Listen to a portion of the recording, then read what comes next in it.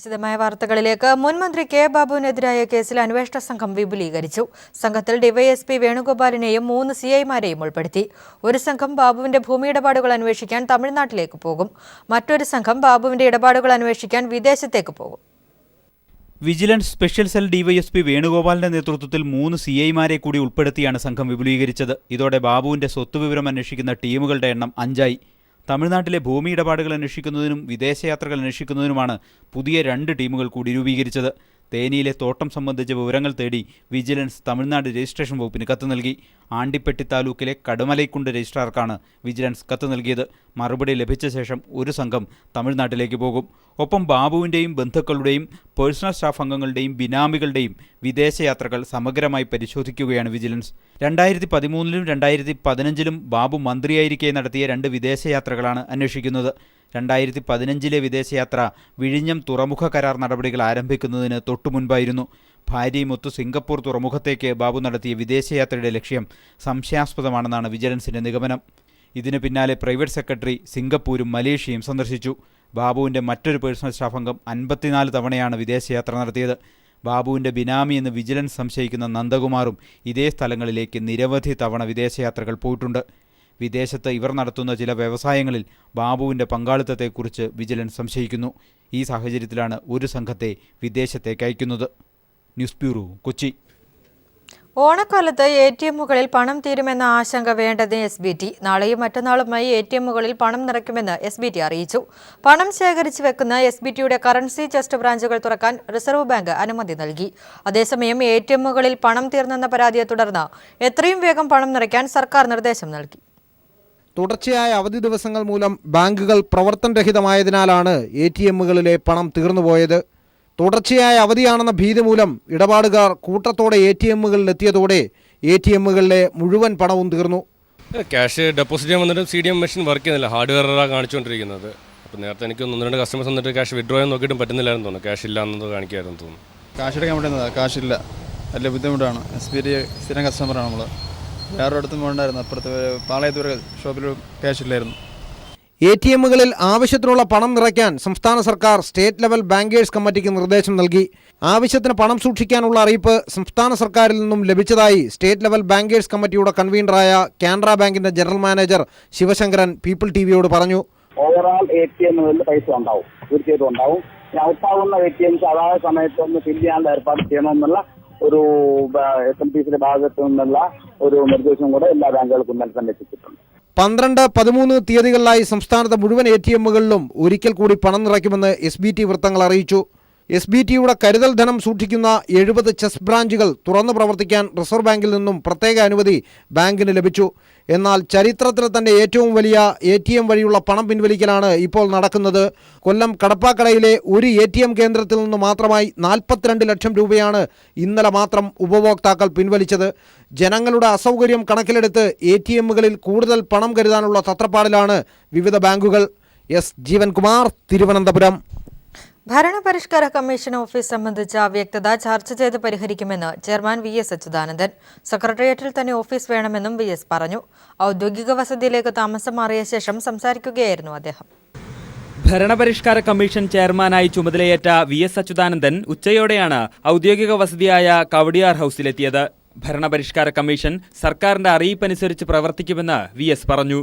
ഗവൺമെന്റിന്റെ അറിയിപ്പനുസരിച്ച് ഓരോ പരിപാടികളും നടപ്പിലാക്കുന്നതാണ്. ഓഫീസിന്റെ കാര്യത്തിലെ അവ്യക്തത ചർച്ച ചെയ്ത് പരിഹരിക്കുമെന്ന് പറഞ്ഞ VS സെക്രട്ടേറിയറ്റിൽ തന്നെ ഓഫീസ് വേണമോ എന്ന ചോദ്യത്തിന് ഇങ്ങനെ പ്രതികരിച്ചു. പിന്നെ അല്ലാതെ എങ്ങനെ, നല്ല അതിന്റെ ഫംഗ്ഷൻ ശരിയായിട്ടുള്ളതിനെ കൊണ്ടുപോകാൻ കഴിയുള്ളൂ. തുടർന്ന് VSന്റെ ഓണാശംസ. എല്ലാ മലയാളികൾക്കും, മലയാളികളേതര ജനവിഭാഗങ്ങൾക്കും എൻ്റെ ഹാർദമായ അഭിവാദനങ്ങൾ, ആശംസകൾ. ഭാര്യ വസുമതിയും മകൻ അരുൺകുമാറും കുടുംബവും VSനൊപ്പം പുതിയ വസതിയിലെത്തിയിരുന്നു. News bureau, Thiruvananthapuram. തെരുവ് നായ്ക്കളെ വന്ധ്യംകരിക്കുമെന്ന് മന്ത്രി KT ജലീൽ. എല്ലാ ബ്ലോക്കുകളിലും 3 വന്ധ്യംകരണ യൂണിറ്റുകൾ ആരംഭിക്കുമെന്നും വന്ധ്യംകരണത്തിനാവശ്യമായ തുക തദ്ദേശ സ്ഥാപനങ്ങൾക്ക് നൽകുമെന്നും അദ്ദേഹം പറഞ്ഞു. നിലവിലുള്ള നിയമം തന്നെ അതിനനുശാസിക്കുന്നുണ്ട്. ഡേഞ്ചറസ് ആൻഡ് ഫെറോഷ്യസ് ആയിട്ടുള്ള നായ്ക്കളെ എങ്ങനെയാണ് കൈകാര്യം ചെയ്യേണ്ടത് എന്നുള്ളതിനെ സംബന്ധിച്ച് നിലവിൽ പ്രിവെൻഷൻ ഓഫ് ആനിമൽസ് അഗെയിൻസ്റ്റ് ക്രൂവാലിറ്റീസ് എന്ന് പറയുന്ന നിയമത്തിൽ തന്നെ അനുശാസിക്കുന്നുണ്ട്. സുപ്രീം കോടതിയിലെ സത്യവാങ്മൂലം അറിഞ്ഞിരുന്നു. പക്ഷേ അത് കൊടുക്കുന്ന ആളുകൾ നിലവിൽ ഒരുപാട് നിയമങ്ങളുണ്ട്. ആ നിയമക്കുരുക്കിൽ പോയി പെടേണ്ട എന്ന് ഭയപ്പെട്ടത് കൊണ്ടാവാം ഇത് കൊടുക്കുന്ന ആളുകൾ അങ്ങനെ കൊടുക്കുന്നത്. പക്ഷേ നമ്മുടെ നാട്ടിൽ ഇപ്പോൾ ഫെറോഷ്യസ് ആൻഡ് ഡേഞ്ചറസ് ആയിട്ടുള്ള നായ്ക്കളെ ആളുകൾ തന്നെ തദ്ദേശ സ്വയംഭരണ സ്ഥാപനങ്ങൾ അവർക്ക് കഴിയുന്നത് പോലെയും ആളുകൾ അവർക്ക് കഴിയുന്നത് പോലെയും ഒക്കെ നേരിട്ടുകൊണ്ടിരിക്കുന്നുണ്ട്. ഇതിന് ശാശ്വത പരിഹാരം എന്ന് പറയുന്നത് സ്റ്റെറിലൈസേഷനാണ്. പാലക്കാട് മാൾട്ട രോഗം ബാധിച്ച കന്നുകാലികളെ ദയാവധം ചെയ്യാൻ തീരുമാനം. മണ്ണുത്തി സർവകലാശാലയിൽ ചേർന്ന യോഗത്തിലാണ് തീരുമാനമായത്. ദയാവധം ഏത് രീതിയിൽ വേണമെന്ന തീരുമാനം മൃഗസംരക്ഷണ ബോർഡിന് വിട്ടു. മനുഷ്യരിലേക്ക് എത്തിയാൽ ഗർഭഛിദ്രം അടക്കമുള്ള ആരോഗ്യ പ്രശ്നങ്ങളിലേക്ക് നയിക്കുന്ന മാൾട്ട പനി ബാധിച്ച കന്നുകാലികളെ ദയാവധത്തിന് വിധേയരാക്കാനാണ് വെറ്ററിനറി സർവകലാശാലയിൽ ചേർന്ന വിദഗ്ധ സമിതിയുടെ തീരുമാനം. രോഗം കണ്ടെത്തിയ ഫാമിൽ തന്നെ ഇവയെ കൊന്ന് കുഴിച്ചുമൂടുക, മണ്ണുത്തിയിലെ സർവകലാശാല ക്യാമ്പസിൽ എത്തിച്ച അവശിഷ്ടങ്ങൾ ഉയർന്ന ഊഷ്മാവിൽ സംസ്കരിക്കുക എന്നിവയാണ് പ്രായോഗികമായ 2 മാർഗങ്ങൾ. എന്നാൽ രോഗം കണ്ടെത്തിയ പ്രദേശത്ത് നിന്ന് മറ്റൊരിടത്തേക്ക് കന്നുകാലികളെ മാറ്റരുതെന്ന് കേന്ദ്ര മൃഗസംരക്ഷണ ബോർഡ് നിർദ്ദേശിച്ചിരുന്നു. മറ്റ് കന്നുകാലികളിലേക്ക് രോഗാണുക്കൾ എത്തുന്ന സാഹചര്യം ഒഴിവാക്കാനാണ് ഇത്. 84 കന്നുകാലികളെ തിരുവിഴാംകുന്ന് ഫാമിൽ കുഴിച്ചുമൂടുന്നത് പ്രദേശത്ത് അണുവ്യാപനത്തിന് കാരണമായേക്കുമെന്ന നിരീക്ഷണമുണ്ട്. ഈ 2 സാധ്യതകളും പരിശോധിച്ച സമിതി ദയാവധവും സംസ്കരണവും ഏരുപുരത്തിൽ നടപ്പാക്കണമെന്ന കാര്യം കേന്ദ്ര സംസ്ഥാന മൃഗസംരക്ഷണ ബോർഡുകൾക്ക് വിട്ടു. അവരുടെയും കൂടെ കൺസെൻസോട് കൂടിയിട്ട് അവരുടെയും കൂടെ അഭിപ്രായത്തോടു കൂടി ഇതിനെ എങ്ങനെ കൊന്ന് ഡിസ്പോസ് ചെയ്യണമെന്നുള്ള തീരുമാനം ഉടനെ തന്നെ എടുക്കുന്നതും. പരമാവധി 2 ആഴ്ചക്കകം ദയാവധം നടപ്പാക്കാനാവും. വെറ്റിനറി സർവകലാശാല രജിസ്ട്രാർ, തിരുവിഴാംകുന്ന് കേന്ദ്രത്തിന്റെ തലവൻ ഷിബു സൈമൺ, മൈക്രോബയോളജി, മൃഗസംരക്ഷണ വകുപ്പ് വിദഗ്ധർ എന്നിവർ ചേർന്ന് തയ്യാറാക്കിയ റിപ്പോർട്ട് മൃഗസംരക്ഷണ ബോർഡുകൾക്ക് കൈമാറി. News bureau.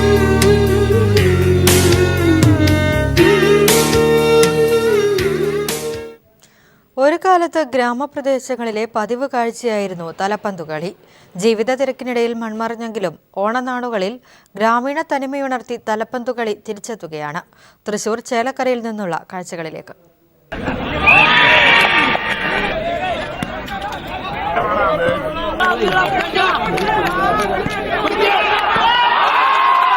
വോളിബോളിലെ സർവീസും ഫുട്ബോളിലെ കിക്കും ക്രിക്കറ്റിലെ ക്യാച്ചും എല്ലാമുണ്ട് തലപ്പന്ത് കളിക്ക്.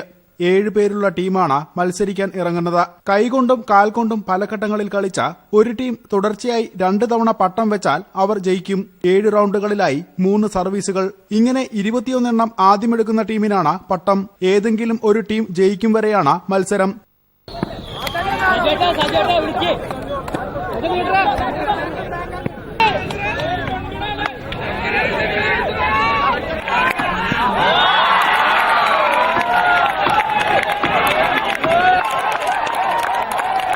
ജയത്തിനായി 2 ദിവസം വരെ കളി നീണ്ടുപോകാറുണ്ട്. ഈ കാത്തിരിപ്പൊന്നും തലപ്പന്ത് കളിയുടെ ആവേശം കുറയ്ക്കുന്നില്ല. ഓണക്കാലത്ത് ആയിരക്കണക്കിന് ആളുകളാണ് ഗ്രാമപ്രദേശങ്ങളിൽ കളി ആസ്വദിക്കാൻ എത്തുന്നത്. തലപ്പന്ത് കളിയും ഓണവും തമ്മിൽ എന്ത് ബന്ധമെന്ന് ആർക്കും അറിയില്ലെങ്കിലും തൃശൂർ ചേലക്കരക്കാർക്ക് തലപ്പന്ത് കളിയില്ലാതെ ഓണമില്ല. News bureau, Thrissur. ഓണക്കാലമായാൽ ഏവർക്കും സുപരിചിതനായ ഒരു മാവേലിയുണ്ട് പത്തനംതിട്ട ജില്ലയിൽ. കഴിഞ്ഞ 20 വർഷത്തിലധികമായി മാവേലി വേഷം കെട്ടുന്ന സുനിലാണ് ആ വ്യക്തി. ചലച്ചിത്ര താരമായിരുന്ന അടൂർ പങ്കജത്തിന്റെ മരുമകൻ കൂടിയായ സുനിൽ ഒരു മികച്ച നാടക കലാകാരൻ കൂടിയാണ്. ഓണക്കാലമായാൽ അടൂർ സ്വദേശി സുനിൽ പിന്നെ ഇങ്ങനെയാണ്. രാവിലെ എഴുന്നേറ്റ് മാവേലി വേഷവും ധരിച്ച് ബൈക്കിൽ ടൗണിലേക്ക് ഇറങ്ങും. അടൂരും പന്തളവും കോഴഞ്ചേരിയുമൊക്കെ കറങ്ങി പത്തനംതിട്ടയിലെത്തിയപ്പോഴാണ് ഞങ്ങളുടെ ക്യാമറ കണ്ണിൽപ്പെട്ടത്.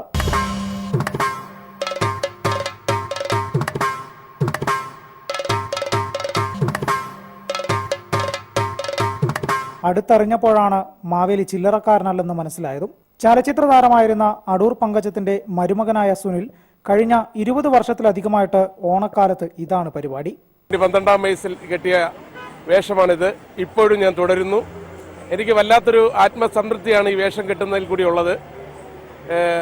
ഉള്ള കാലവും ഇനി വരുന്ന കാലങ്ങളിൽ ഒക്കെ ഇത് നിർത്താതെ തന്നെ തുടരണം. അതുപോലെ തന്നെ ഗിന്നസ് ബുക്കിലേക്ക് പോകാനുള്ള ഒരു ആഗ്രഹമുണ്ട്. ഏതാണ്ട് 8,020ഓളം വേഷങ്ങൾ ഇതുവരെ ചെയ്തു കഴിഞ്ഞിരിക്കുകയാണ്. നാടക പ്രവർത്തകൻ കൂടിയായ ഈ മാവേലി ആധുനിക യുഗത്തിന്റെ ഫോട്ടോ പിടുത്തം സെൽഫിക്കും പോസ്റ്റ് ചെയ്യാൻ മറന്നില്ല. ക്യാമറമാൻ വിനേഷ് നേതാജിക്കൊപ്പം ബിജേഷ് നടുവിൽ. ഈ വർഷത്തെ ഹജ്ജിന് തുടക്കമായി. ഇന്ന് അറഫ സംഗമം. 17 ലക്ഷത്തോളം വിശ്വാസികളാണ് അറഫയിൽ ഒത്തുചേരുന്നത്. നാളെയാണ് ബലിപ്പെരുന്നാൾ. കൂടുതൽ വിവരങ്ങളുമായി അബ്ദുറഹ്മാൻ വണ്ടൂർ ചേരുന്നു. അബ്ദുറഹ്മാൻ, എന്തൊക്കെയാണ് വിവരങ്ങൾ? ഈ വർഷത്തെ വിശുദ്ധ ഹജ്ജിന്റെ മുഖ്യ ചടങ്ങായ അറഫ സംഗമ ചടങ്ങുകൾ പരിഹരിക്കാൻ ഏതാനും മണിക്കൂറുകൾ മാത്രമേ ബാക്കിയുള്ളൂ. അറഫയിലെ നമീറ പള്ളിയിൽ മക്ക മസ്ജിദ് ഹറമിലെ ഇമാം ഷെയ്ഖ് അബ്ദുറഹ്മാൻ അൽ സുദൈസാണ് ഇന്ന് ഖുത്ബ നിർവഹിച്ചത്. ലോക മുസ്ലിങ്ങളുടെ ഐക്യത്തിനും തീവ്രവാദം അമർച്ച ചെയ്യാൻ മുസ്ലിം രാജ്യങ്ങൾ ഒന്നിച്ച് കൈകോർക്കണമെന്നും അദ്ദേഹം തന്റെ ഖുത്ബയിൽ ആഹ്വാനം ചെയ്തു. സൗദി ഗ്രാൻഡ് മുഫ്തി ഇന്നത്തെ പ്രസംഗം നടത്തുന്നതിൽ നിന്ന് ആരോഗ്യപരമായ കാരണങ്ങളാൽ ഒഴിഞ്ഞു നിന്നിരുന്നെങ്കിലും നമീറ പള്ളിയിൽ ഒന്നാം നിരയിൽ തന്നെ കസേരയിൽ അദ്ദേഹം ഉപവിഷ്ടനായിരുന്നു. Mecca governor Khalid bin Faisal രാജകുമാരൻ, ലോകരാഷ്ട്ര നേതാക്കൾ, നയതന്ത്ര പ്രതിനിധികൾ എന്നിവർ അറഫ നമസ്കാരത്തിൽ പങ്കുചേർന്നു. ഷെയ്ഖ് സുദൈസിന്റെ നേതൃത്വത്തിൽ ളുഹർ നമസ്കാരവും അസർ നമസ്കാരവും ഒന്നിച്ചും ചുരുക്കിയുമാണ് ഇന്ന് നമസ്കരിച്ചത്. നമസ്കാര ശേഷം ഹാജിമാർ തമ്പുകളിലും പുറത്തും നിന്ന് ഒറ്റയ്ക്കും കൂട്ടമായും തങ്ങളുടെ പാപമോചനത്തിനായുള്ള കണ്ണീരിൽ കുതിർന്ന പ്രാർത്ഥന തുടങ്ങി. ഇന്ന് സൂര്യാസ്തമയം വരെ ഹാജിമാർ അറഫയിൽ തുടരും. സൂര്യാസ്തമയ ശേഷം മനസ്സിന്റെ ഭാരം മുഴുവൻ ഇറക്കി വെച്ച് ഒരു നവജാത ശിശുവിന്റെ ഹൃദയ നിർമ്മല്യത്തോടെയാണ് ഹാജിമാർ അറഫയിൽ വിട പറയുന്നത്. അറഫയിൽ നിന്ന് മുസ്തലിഫയിലെത്തുന്ന ഹാജിമാർ അല്പസമയം മുസ്തലിഫയിൽ ചെലവിട്ട് മിനായിലെ 3 ജംറകളിൽ എറിയുവാനുള്ള ചെറിയ കല്ലുകൾ പെറുക്കി മിനായിലേക്ക് മടങ്ങിയെത്തും. പാങ്ങോട് കുന്നത്തുകുളം ചിത്രനഗറിലെ ഇടിഞ്ഞു വീഴാറായ ഒറ്റമുറി വീട്ടിൽ താമസിച്ചിരുന്ന തങ്കത്തിന് പീപ്പിൾ വാർത്ത തുണയായി. ഇടുങ്ങിയ വീട്ടിൽ കഴിഞ്ഞിരുന്ന 4 അംഗ കുടുംബത്തിന് പ്രദേശത്തെ CPIM നേതൃത്വം പുതിയ വീട് വെച്ച് നൽകി. 45 ദിവസം കൊണ്ടാണ് ഇവർക്കുള്ള ഭവനം പണിതീർത്ത് നൽകിയത്. പുതിയ വീടിന്റെ താക്കോൽ ഏറ്റുവാങ്ങുമ്പോൾ ഗൃഹനായിക തങ്കത്തിന്റെ കൈകൾ ചെറുതായി വിറയ്ക്കുന്നുണ്ടായിരുന്നു. ഒരു നാടിന്റെ സ്നേഹോപഹാരവും കരുതലുമാണ് താൻ ഏറ്റുവാങ്ങുന്നതെന്ന് അവർക്ക് നന്നായി അറിയാം. ഒരു മുറി വീടിന്റെ അസ്വാതന്ത്ര്യത്തിൽ നിന്ന് പുതിയ ഗൃഹത്തിന്റെ അടച്ചുറപ്പിലേക്ക് തങ്കവും കുടുംബവും കാലെടുത്ത് വെക്കുകയായിരുന്നു. പാങ്ങോട് കുന്നത്തുകുളം ചിത്രനഗറിലെ വീടെന്ന് വിളിക്കാനാവാത്ത ഒറ്റമുറിയിൽ 4 അംഗ കുടുംബവുമായി കഴിയേണ്ടി വന്ന തങ്കത്തിന്റെ അവസ്ഥ പീപ്പിൾ TV വാർത്തയാക്കിയിരുന്നു. വാർത്ത ശ്രദ്ധയിൽപ്പെട്ടതിനെ തുടർന്ന് വലിയ ശാലയിലെ CPIM പ്രാദേശിക നേതൃത്വത്തിന്റെ മുൻകൈയിൽ നാണയത്തുട്ടുകൾ ശേഖരിച്ചാണ് ഭവനം ഒരുക്കിയത്. തന്നോട് ജനങ്ങൾ കാട്ടിയ സീമാതീതമായ സ്നേഹത്തിന് വാക്കുകൾ കൊണ്ട് മറുപടി പറയാൻ കഴിയാത്തത്രയും വീർപ്പുമുട്ടുകയാണിവർ. ഞങ്ങളുടെ കിടന്ന കഷ്ടപ്പാട് കണ്ട് ബഹുമാനപ്പെട്ട സഹാക്കന്മാർ വന്ന് ഞങ്ങൾക്ക് ഈ ഉപകാരം ചെയ്തതിന് വളരെ നന്ദി. മനസ്സിലിങ്ങനെ പൊങ്ങി വരുന്ന സന്തോഷം, അത് ഇങ്ങനെ നന്ദി പറഞ്ഞ് ഞാനത് പറയുകയാണ്. അത്രമാത്രം കഷ്ടപ്പെട്ടു. നിങ്ങളുടെ മുമ്പ് ചിരിച്ചുകൊണ്ട് ഈ ചിരിയൊന്നും അന്നില്ലായിരുന്നു. ആരുടെ മുമ്പിൽ ചിരിക്കാൻ പോലും എനിക്ക് കഴിയില്ലായിരുന്നു. അത്ര ദുഃഖത്തിൽ ചെളിയിലും വെള്ളത്തിലും കിടന്നു. അങ്ങനെ 4 പേർക്കും അസുഖം പിടിച്ച അമ്മയ്ക്കും കൊച്ചുമൾക്കും അതിനുശേഷം മരുമകൻ സുഖമല്ല. 4 പേരും ഒരു കൊച്ചു ഇടുങ്ങിയ മുറിയിലായിരുന്നു. 45 ദിവസം കൊണ്ടാണ് ഭവനത്തിന്റെ നിർമ്മാണം പൂർത്തീകരിച്ചത്. പുതിയതായി നിർമ്മിച്ച ഭവനത്തിന്റെ താക്കോൽദാനം വൈദ്യുത മന്ത്രി കടകംപള്ളി സുരേന്ദ്രൻ നിർവഹിച്ചു. News bureau, Thiruvananthapuram.